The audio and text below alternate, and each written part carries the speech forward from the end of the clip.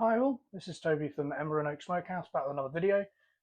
Today we've got a similar video to last time. We're going to do how I prepare a non-bone-in traditional sort of pork joint that you'd find here in the UK.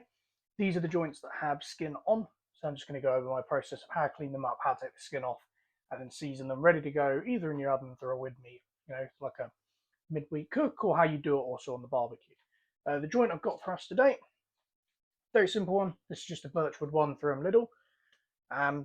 Decent quality meat, not overly expensive, but again, it comes with the skin on, and there is some fat I like to remove in here. I like to de-string it as well, so it's not as rolled. Traditionally, obviously, pulled pork, you'd have the bone in, but in this case, we don't. So I'm going to show you how I go over and prepare that for you today. So let's head to the chopping board. Okay, so here we have our pork joint. It's on the board here. A few things you're going to need: a bit of paper towel just to wipe away any sort of the nasty bits that might come off of it, as well as dry it off. I've also then got a knife. I'm using a deboning / filleting knife. It's nice and long, got a nice pointy tip. It's great for getting the top layer of skin off, but obviously not absolutely required. You can use a chef's knife, you can use a paring knife, whatever knife you're just still comfortable with. With this one, I tend to hold it this way, but I can also hold it backwards like this, and then scrape, or even hold it like this and just scrape away from me. But you'll see as we do this, it'll make more sense. So I'm going to get this out of the bag, throw the bag away, and then we'll come back and I'll show you how I cut this up. Okay, so we've got our joint here. As you can see, it's a rolled joint that's had the bone removed. I like to start by just cutting off the butcher's twine here. This will de-roll it. If you're worried about that, we can sort of re-roll it in the pan, which we will do when we go to prepare it. So I'm just going to turn this over here and just remove this butcher's twine. This one here is a shoulder joint. You can also do this with a leg joint. I prefer shoulder. Shoulder is way better for pulled pork. As you can see, there's kind of the deep incision here where that blade bone's been removed, and then there's a little bit of meat here keeping the whole thing together. So if we turn it over, we've got a big pack sort of meat down here. We've got a little bit here. We've got a little bit here that's sort of coming off. So I will naturally sort of just trim any bits that aren't completely round, and I'll just dry the piece off as we go. What I'll do for ease is I'll just put that over there. So, skin, crispy skin. I don't tend to do it because getting crackling on a barbecue can be quite difficult, but what you can do is remove the skin and either turn it into crackling, or you can remove all the fat off the back of it and render the fat down to make pork lard. So what I'm going to do today, as I said, like I do most times, take the skin off. So sometimes, right, you can feel it. And if you look here, we've got a portion here where the skin might be quite hard for you to see. The skin there is already starting to sort of separate, right? There's a natural inseam here. So what I like to do is start there, pull the skin back like this with just your finger, take your knife and just score down it. Now, not the easiest thing to see, but once you've started, you can then sort of grab your skin like this, get your knife up really nice and close to that skin, and just very gently start cutting away. And that will just start the process, right? And then as you pull back on the skin, you'll reach this point where you can naturally see a separation of the meat, the skin, and the fat. And again, with experience, this becomes so much easier, right? You scald it a little bit, you take out a little bit of meat. It's really not the end of the world. You know, these joints are big, they're hefty, they've got a good amount on them, so it's not the end of the world. When you get to a piece like this, right, a piece that's sort of not wanting to separate, so you see up here it's starting to get a little bit stuck. What I tend to do is just take my knife and do the opposite, so I poke it through. And again, you can be quite rough with this, so poke that through, that's separated it there. I can feel it's starting to separate again, so just take my knife and sort of like a sawing motion. And again, you scald it, which is where the meat shows through, don't worry about it. This piece here, I can feel it getting stuck on, so again, I'll do the same thing. And I'll just keep pulling it away piece by piece. You can just do that if your knife is sharp enough. Rather than sawing, you can just do a straight, sort of like a blade cut. Do the same here. So again, we're slowly taking this off. And this is a good joint to show you on because this joint is not the nicest. As you can see there, I've got a little bit of meat there, but it's not the end of the world. You will reach sort of this point where you sort of are unsure, oh, where do I go next? Where does it ask me to go? I tend to just go in the middle, work it out.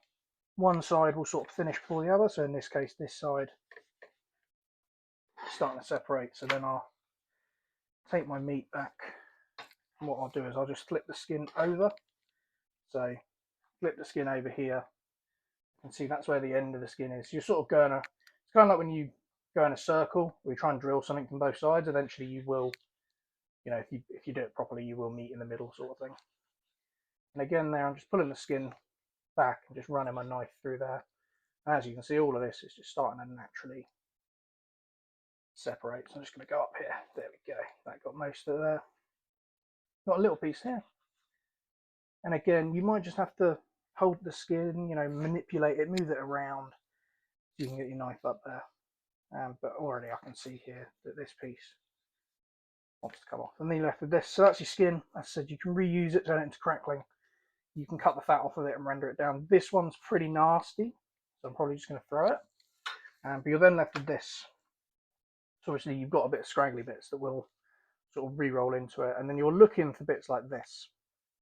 So this is a scraggly bit with some silver skin and some fat on it. And that's not going to be very nice to eat. It's not going to render, even if if you low and slow that for hours on hours, it's not going to render. You then get bits like this with the silver skin. So you can leave these, but I always like to sort of trim them out. You know, you can sort of feel it. Under your skin there's like a membrane that's not the nicest.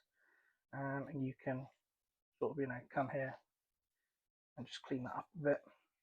Again, feel free to get your hands in there. That's why I wear gloves. You know, that's starting to get clear now. There's a little bit here, which I'm just going to cut out.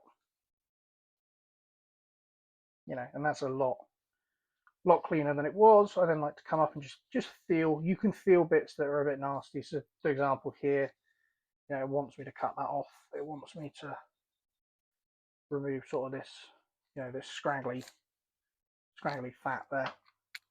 And again, it's something with experience you just sort of get used to. So what I'm going to do now is just turn my meat over to sort of what I would call the presentation side. So obviously you've got this side, so that's part where the bone was. You've got these scraggly bits which will roll in. You've then got all this. So all of this fat, while it looks good, it won't render, especially in an oven. I'm cooking this in an oven today just to ease.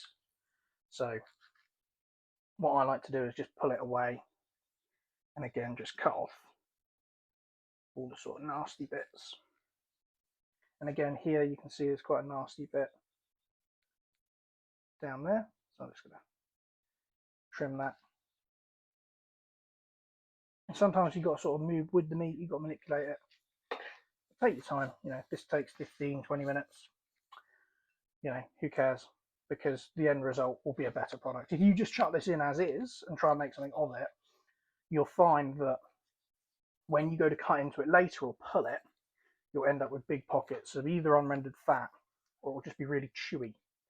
And you'll be like, oh, why is my pulled pork so chewy? I cooked it for longer enough. You know, I reached 205, 210 and a strong internal temperature, which is a good internal temperature for pulled pork. You know, that's when it should be fully rendered out and all the fat should be perfect and it should be pullable.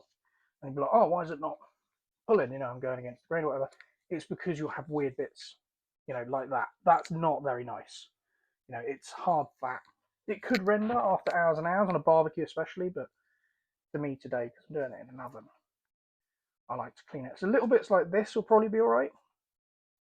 You know, because I can see it's already quite thin. It's naturally split. And we do want to keep some fat just because it is, you know, it is like almost like a natural sort of way to keep your meat moist. Again, we've got quite a hard bit here. So I'm just going to trim that. And on a barbecue, I'd probably trim less. Because again, on a barbecue, you tend to cook it for longer. You've got a more sort of dry heat compared to, say, an oven. So it's a little bit better. And again, this joint in particular is not a very nice one. I've got this joint reduced, so not the nicest joint. As you can see, it's a bit mangled and a bit battered, but not everything can be perfect, right? And I think that sometimes people forget that and they get disappointed. So as you can see, a little bit of fat and skin here, almost similar to sort of like your mohawk or your decal on your brisket. So I'm just going to cut that right out. And again, this is why I use a semi-sharp knife, just so I can get a clean cut there, and you can see just pull the meat away. And again, that's just skin and fat that we're not interested in. So I'm going to leave this little valley here, and it doesn't feel super tough. It is silver skin, so you can just sort of go underneath, and you know, you could, if you really wanted to, you know, you could pull it out. So there, for example, it does want to pull. But you can leave it. Again, if I was doing this on a barbecue, I'd probably leave it. But where I'm doing it in an oven, I like to just take all the stringy bits off. You know, you look at that, and I'm thinking, do you want to chew into that? I mean, look at the pull there on the membrane. Like, you don't want to eat that, do you? And that won't render, because that's not fat, it's not meat. It's everything in between. So I'm happy with this. There's a good bit of fat here on the money muscle, and there's a good bit of fat all the way through. So you've got a few options here. Obviously, this one is quite beat up. You've got some stringy stuff. So you can sort of, what I tend to do is find a way to roll it nicely. So when it sits in the pan, I want it to kind of sit like that. That will be okay, you know, in an oven. If I was barbecuing it, it's not the nicest. I might roll it if I was barbecuing it. But it's kind of like baking dough balls, right? The underneath, you don't really care. You care about this, and that's the top side. And that, in a pan when it's cooked and it's pulled, no one will care. It's only unesthetically pleasing to yourself when you're preparing it, and at that point, who cares, right? So I'm going to throw this away now. Again, you can render this, you can do stuff with it, but for me personally, it's just not that nice. But yeah, that's how I prepare pulled pork. Today, if I take my glove off so I don't get it all covered in crap. Today we are doing the Black Gold by Angus and Oink. Peppery rub, I'm going to treat this more like a brisket, cover it in a bit of sort of seasoned salt and pepper, which is what that rub has. And that's also going to give it a nice dark black colour, which when I'm putting it in this pan in the oven, is what I will miss out on when I'm barbecuing. I won't get that colour. That sort of red, darkish hue that comes from smoked meats. So that's how I prepare my pulled pork. This is going to get rubbed down, put in here. I like to fill the bottom with a little bit of water when I'm doing it in the oven. Otherwise, it would go directly on grate level. So that's how we do it here. Again, this is how to trim a British style joint with no bone in. If you like the video, let me know. And if you've got any questions or whatever, put them down in the comments. I'll see you in a bit.